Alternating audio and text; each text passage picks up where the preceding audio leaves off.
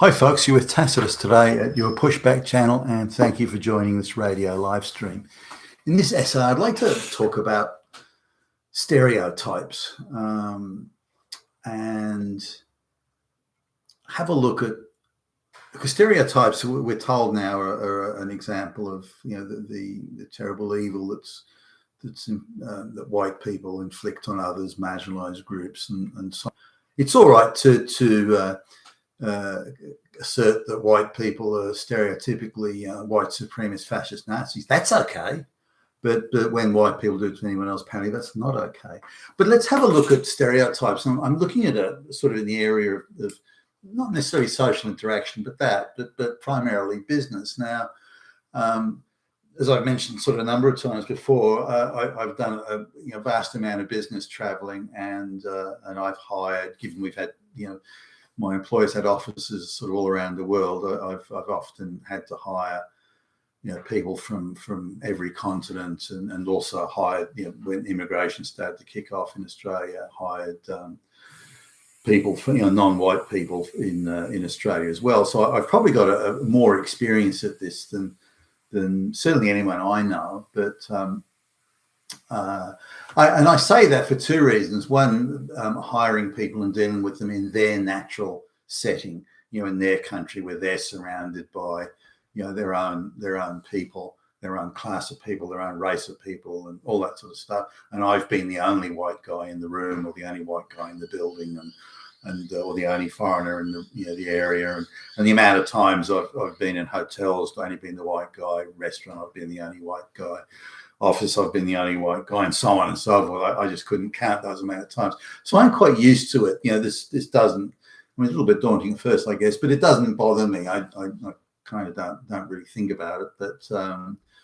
But given that race is such a huge issue, and something the globalists use ruthlessly use to create social division in white societies, then we need to, I guess, be mindful of it. Now, there's one of the, I guess, the big issues of our time is that the desire to push illiterate black African peasants into the West en masse. Now, if we look at the growth in the African population, I mean, the two big centers of population movement are India, where you've got a continent with if you include Pakistan, a continent with 2.1 billion people in it, that's maybe able to hold 400 million on a good day. So they're outrageously over. In fact, not even that much, 300 million on a good day. So they're outrageously overpopulated, and they've got on or about 1.5 billion dirt poor peasants. So they want to get out and go to a Western country. Now, in Africa, you've got also a situation where, and this is part of the globalist shtick, and they've got activist NGOs crawling the length and breadth of Africa, carpet bombing the place with globalist propaganda, urging and exhorting and assisting and abetting and aiding these illiterate black African peasants to go to the West. So there's a real coordinated push by the globalist machine to get as many Africans out of Africa into the West. Now, if you look at population projections of Africa, they're going to be pushing 2 billion over the next 20 or so years.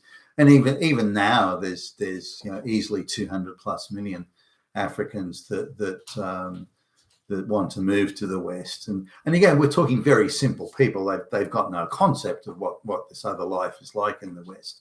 They live a very tribal lifestyle where they share everything. They're naturally communist in the way they think, in terms of everything is owned by the tribe. The only thing that can be owned, and even then temporarily, is women for sexual purposes, things like that. But they have a view that things are communally owned. So they see all the wealth in the West, and they assume, well, if I get to the West, then everything they have will be shared with me. And I will have the nice house, and I'll have the car, and I will have those clothes. I'll have the hot white blonde chicks, and so on. So they see very much this conceptually. That's how they perceive the world. And you'll notice even blacks in the United States came over, 300, 400, 500 years ago, whatever, they still think like that. You'll notice, certainly big sports stars that have made fortunes, things like boxers, for example, not only them, they're constantly on the bones of their ass, even though having made millions, because they share everything tribally, and things are wasted on all sorts of gaudy baubles and the like. So even after hundreds and hundreds of years of living amongst whites, they still have that communal attitude, which is expressed in all the black activists in the United States today. There's this huge push for, well, why can't white people just give us their houses? Look how much white people have got. Why can't they just give it to us and share it with us? Because that's still the same black attitude of everything should be owned communally, which falls very neatly and nicely into the communist Marxist sort of mindset. Something that wasn't lost on the Soviet communist agitators back in the from the 1930s onwards, where they if they could find a sort of a black guy that would say have some sort of community leadership, then they would try and turn the guy into a communist and use him to agitate to create social division between the black and the white population. Something, by the way, the globalists are doing today. But coming back to stereotypes, stereotypes come from the fact that if I come across 10 people from I don't know, the planet Jupiter, for example, and 9 of them exhibit approximately, give or take, almost exactly the same behaviour, then I would treat that behaviour as being typical of those people from Jupiter. Now, will there be outliers, or will there be somebody from Jupiter that doesn't? Of course there will. Will there be outliers? Yes, there will. But 90% of them are going to behave that way. So I can presume, with some justification, that this is the typical behaviour of people from, folks from Jupiter. Now the same goes for any stereotypical behaviour. So I've been say even in Europe, where I remember I was in France once, or was it Belgium? French speaking anyway. It might have been Belgium, and I said or did something with a group of people, and they all chuckled to themselves, and they and I thought, well, what's funny? And it's just so typically Anglo-Saxon of what you did. And it was something quite basic, like let's get the rules of the commercial engagement established. Let's very clear about. Let's get the contract in writing. Let's that sort of thing, which was pretty basic 101 sort of, I thought. But they thought it was a typically Anglo-Saxon thing. Now, to me, how can you do business if you don't have clear understanding of what responsibility, who's going to do what, who's obligated to do this, and that sort of thing? To me, that's no other way of doing it. But they perceived that as uniquely Anglo-Saxon. Now, so my response was along the lines of, "But so there's no agreement at all? It's like a free-for-all or something?" No. We do the agreement, but we do it over croissants and wine and coffee, and so they would arrive at, I suppose, something very similar in terms of the final sort of outcome in terms of a contract, but they would go about it completely differently. To me, let's get the rules sorted out, and then let's be friends and high five and all this sort of thing.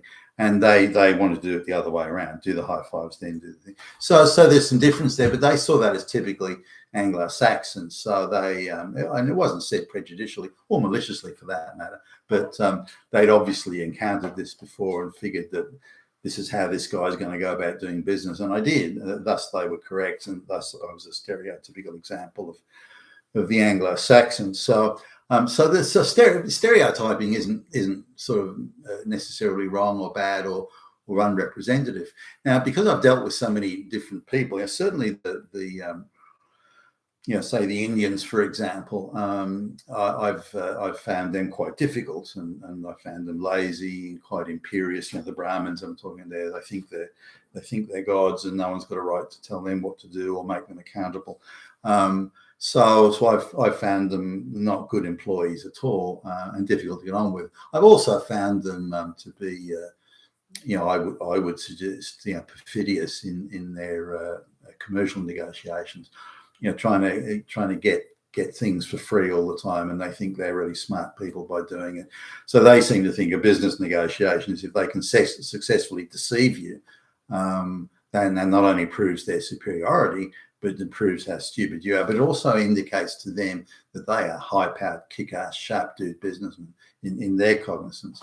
But because they've got such a vast population of peasants to exploit, they assume that if they exploit one peasant, that peasant has no way of holding them accountable, and there's plenty of other peasants to exploit.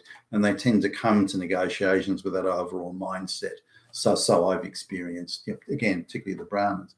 And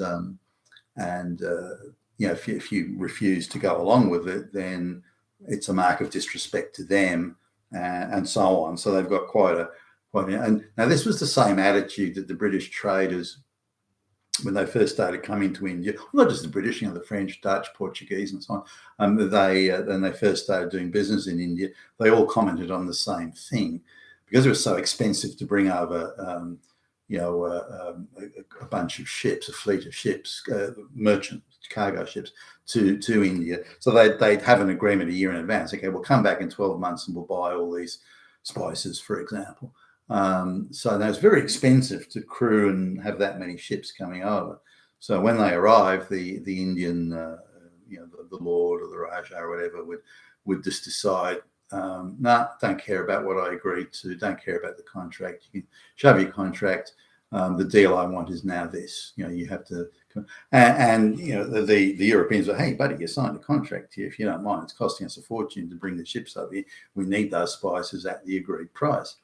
No, screw you. I want double. I want double what we agreed to, and that would turn into conflict. Now, the Portuguese, the French, the Dutch, the British all commented on the same thing, and that attitude that they commented about from 300-400 years ago is the same, that I noticed when I started doing business with these people, and that's, of course, my opinion. And I found the same thing. I found them unreliable, business pay. If you're giving them money, that's all right, but otherwise, I found them to be unreliable in business dealings. Now, interestingly, I found the Sikhs to be, by contrast, more reliable. And out of all, when I think of all the Indians, like as in from the subcontinent, that I've hired, I think I fired nearly all of them. Over the time, either they've absurdly misrepresented their credentials. They've been utterly incapable of doing what they said they could do, or they've just refused point blank to be accountable. I'm too superior. You can't tell me what to do. That type of thing. And then. But Sikhs that I've hired, I found they have been reliable. And I don't think I've fired a single Sikh, or needed to. They did good work. Why would you fire someone doing good work?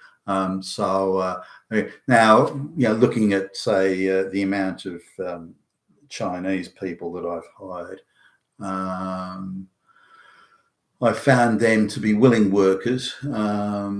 They keep on making out they've understood the instructions you've given them, and they go off and do something else, meaning they didn't understand, but they didn't want to lose face by asking you to repeat it or to go over it again or something like that. So, but they've always been willing workers.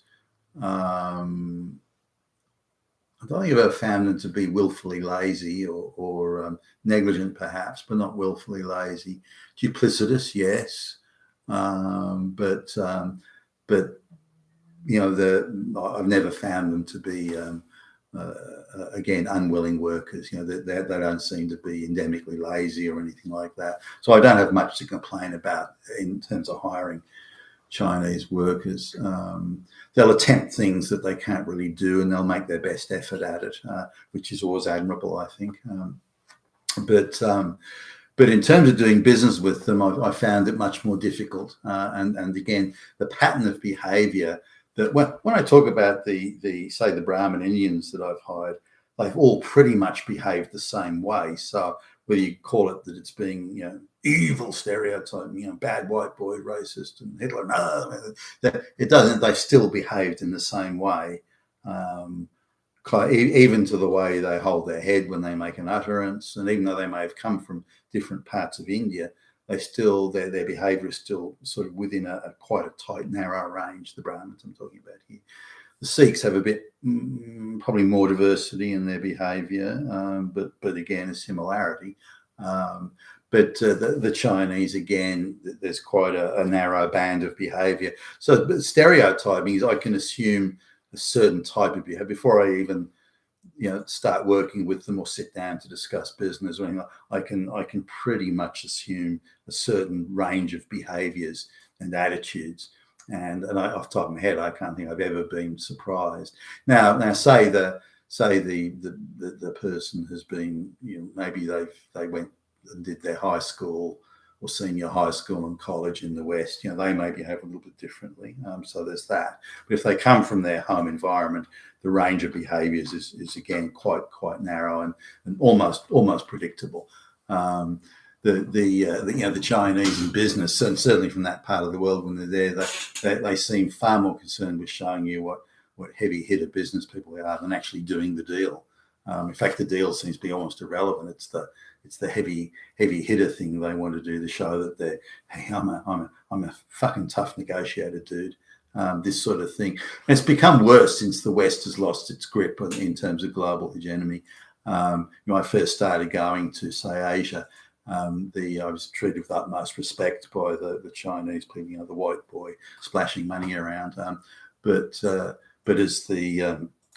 as the Chinese became more assertive and these sorts of things, then I think the majority of Chinese-related Asians figured that the West was no longer in charge or that their control was slipping. And wow, were things different. So instead of being treated with respect, it was you're in charge once, white boy, but you're not anymore. So you do what we tell you now. And so it's quite a marked change, which surprised me. The only way you get their attention back was by just promising to throw vast sums of money at them. But but now coming to black people being employed. I haven't successfully. I've employed a number of black people, but it has never been successful. It's never worked out. They won't arrive on time. And again, these are American, nearly all. I think one Caribbean and nearly all American black people. So they've been around in Western societies for a long time. And the guy has been, this one particular guy I'm thinking of. He was brought up in New York City. He was he's been a city boy all his life. He's never lived in a rural area. He's never lived in the mud hut in Africa or anything like that. But this is just one example. And I found them all to be pretty much like this. And getting to arrive on time is a tough gig. This guy would arrive. He would always arrive sort of a couple of minutes before work started, but he'd arrive dressed casually. And then he'd say that he didn't have time to have breakfast. He had to go and do that.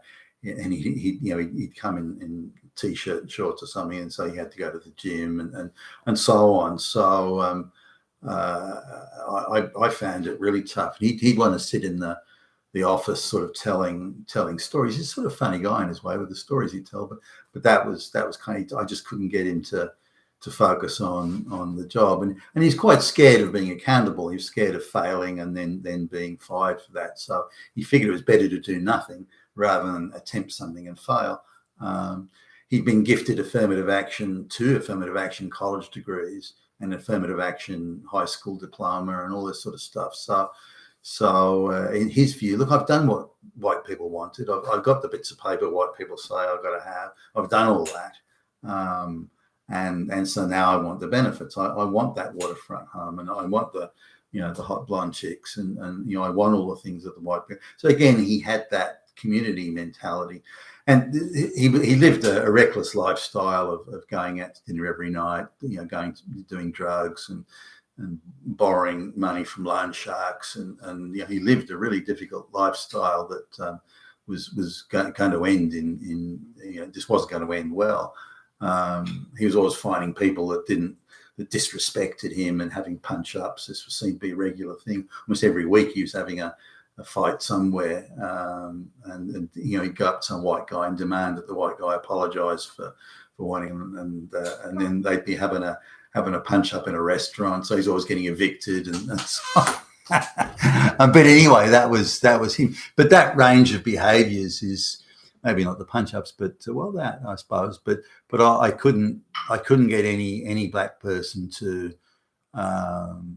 turn up on time, ready for work, do their job, and not be disruptive. Follow directions, and I just couldn't get them to do it. And I was under a lot of pressure from the board of directors. A couple of the directors spent some time in the United States. In fact, one of the directors had actually been a presidential advisor, and was very much on board with this equity agenda and equal outcomes, and all blacks are oppressed and this sort of thing. And so I came under a lot of pressure as the executive VP to make sure that we had a much more diverse workforce. And so I was kind of pressured into doing it. But I found it was quite tough to not so much to get the find the black people to hire. I mean, there wasn't vast numbers, but they were around. But it was more getting to do the job. So in that sense, that stereotypical sense, that is how it was. I knew in advance if I hired somebody, as much as I'd say to them, listen, you must turn up on time. You must do the job. You must, I really emphasize it and say, look, your job will depend on it. If you don't do these things, you will get fired, that sort of stuff. They go nod, yeah. And then they'd be just like the previous guy and just I don't care. Yeah. And constantly asking for pay rises. Why should you get a pay rise? Oh, well, I had to buy some dope last week. It was really good shit, man. And I just had to buy it. And me and my girlfriend, we thought it was really good. Oh, wow. And did you want some? No, it's all right. Thank you. No, I don't want some. No. And it was just cost a bit more. And so I just need a pay rise to cover my extra expenses. I said, well, why don't you not buy the dope? Maybe is that a way to control your expenses? And the sort of responses I got back were, hey, that's just always do that. And why should I do it? And it was that difficult. And it was like talking to an entitled child. They had no concept. But it still comes back to this idea of things around communally. The guy would come, well, you got a nice car and you got this, well, yeah, but I busted my ass, studying and I work 80-hour weeks and that's why I've got those things. It's not because anyone gave them to me. Oh, well, why should I have to do that though? So the stereotyping isn't necessarily inaccurate or racist or malicious in any way. Because on the balance of probability, that's how people from those cultures, races, and areas of the world will behave. And again, I'm probably better qualified than most to make that call. And so our stereotypical. I mean, if you come across one or two people out of 10 that behave a certain way, say all of them do, then obviously that's absurd. But if 9 out of 10 behave that way, it's not stereotypical. It's an accurate reflection. But one should be broad-minded enough to know there still will be outsiders from that, and to not be rigidly prejudicial. You've been with Tacitus today, your pushback channel, and thank you for listening.